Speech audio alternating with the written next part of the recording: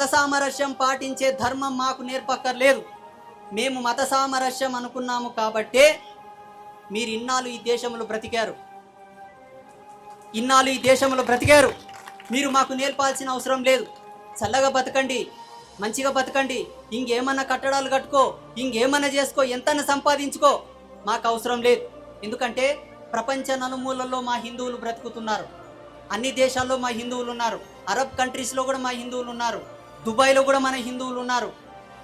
మా వాళ్లకు బ్రతికించడం తెలుసు, బ్రతుకునివ్వడం తెలుసు. ఒకరి బతుకు జోలికి మా వాళ్ళు పోరు.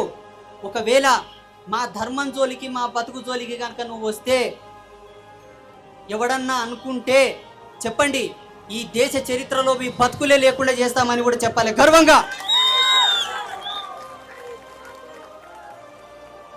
మనం ఎవరి జోలికి పోము, మనం ఎవరిని పట్టించుకోము. ఎందుకోసం అంటే మనకు అన్నీ ఉన్నాయి.